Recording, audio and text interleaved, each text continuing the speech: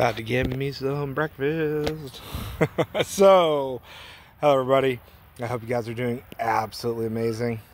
It's a beautiful morning here, and I am about to eat me one of my favorite bananas here.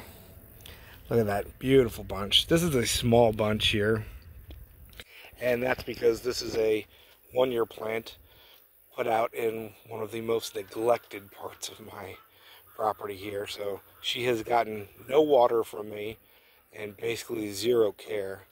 But even for that, she put on a nice little bunch. Look at that. And this, of course, is Select Hybrid 3640 banana.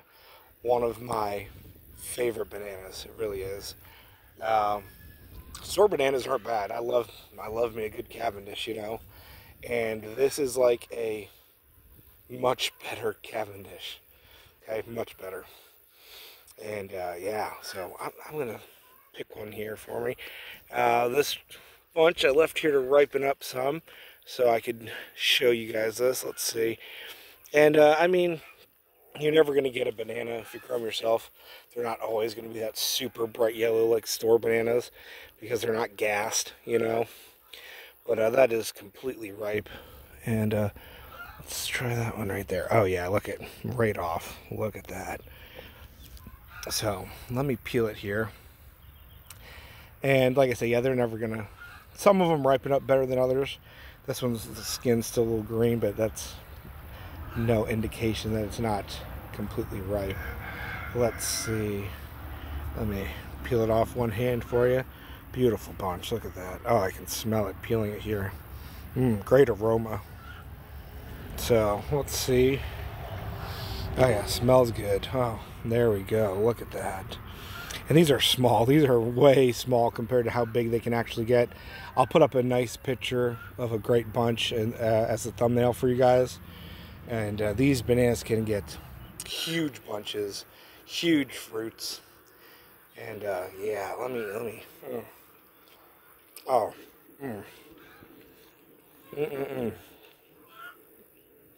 Wow. I always love eating these guys. This is just a great variety. So, it's a little firmer than your store Cavendish. It's not that mushiness that they get sometimes. It's just as juicy, but it's firmer, you know. It's not as firm as something like enamel, but a little more firm, but still juicy. It's got some good acid to balance out the super sweetness. So you could literally sit here and eat 4, 5, 6, 7. You can eat a whole hand of these, and that acid just balances, so you know you don't get tired of eating it.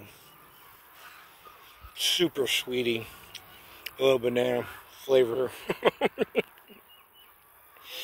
and it's got like a little hint of nuttiness to it. If you really sit there and think about it, there's a little hint of nuttiness behind the sweetness and the acid. Just overall, great banana. And that's to be expected. This actually came out of the FHIA breeding program to replace the Cavendish, you know. And I'm going to finish eating this before I keep talking. I'm going to talk with my mouth full, one or the other.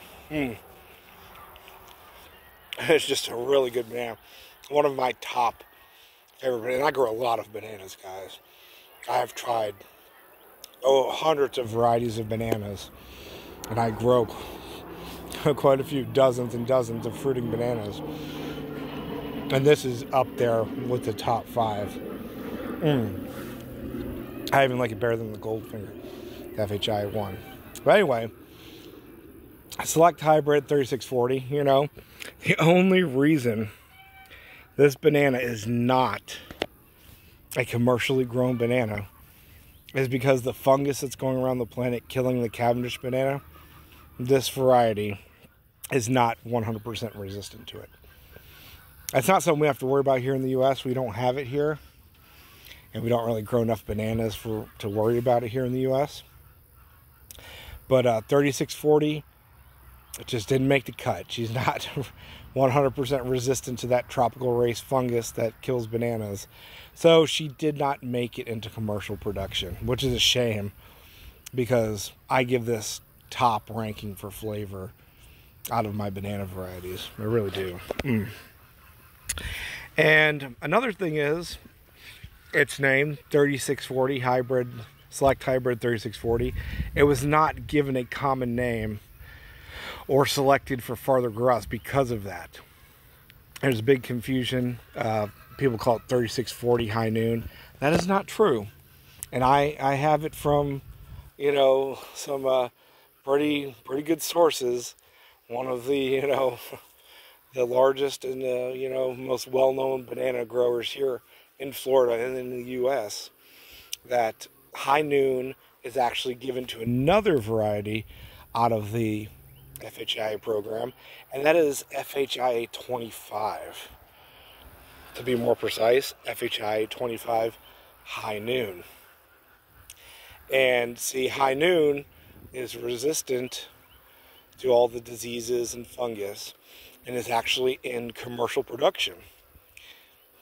It's a huge bunch banana, massive bunches of a processing type banana. They use it to make banana chips and banana beers and whatnot in Africa and parts of Australia and whatnot.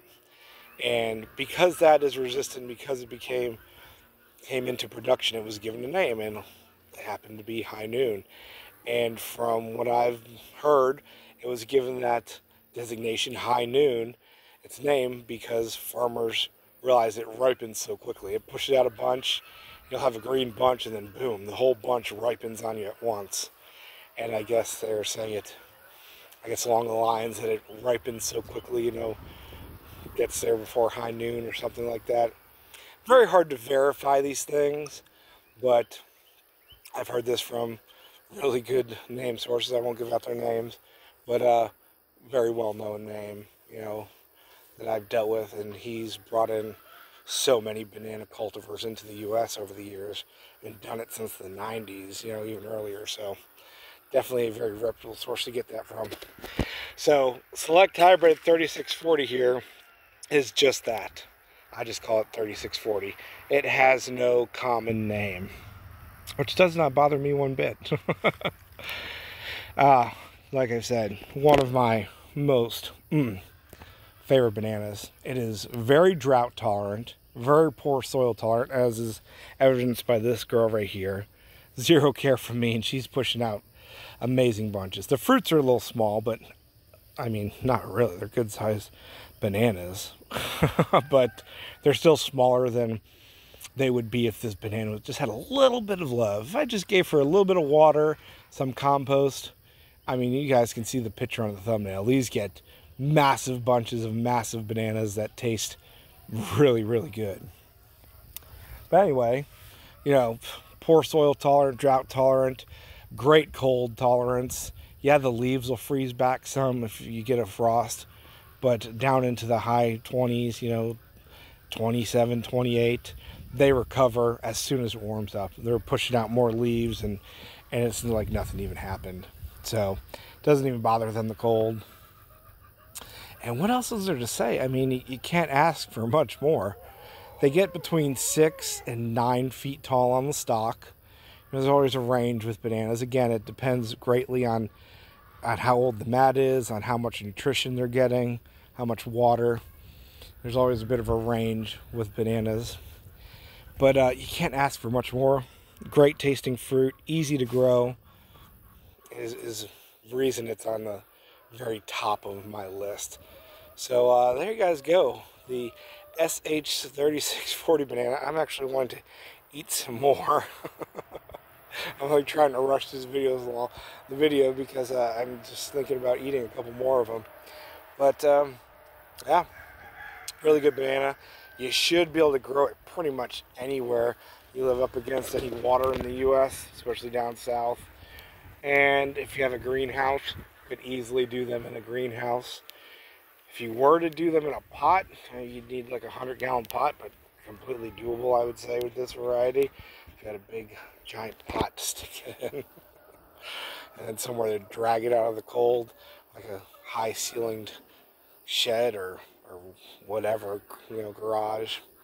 But I'm going to let you guys go there, and remember, grow food, grow super easy, delicious things, and bananas really do fit that.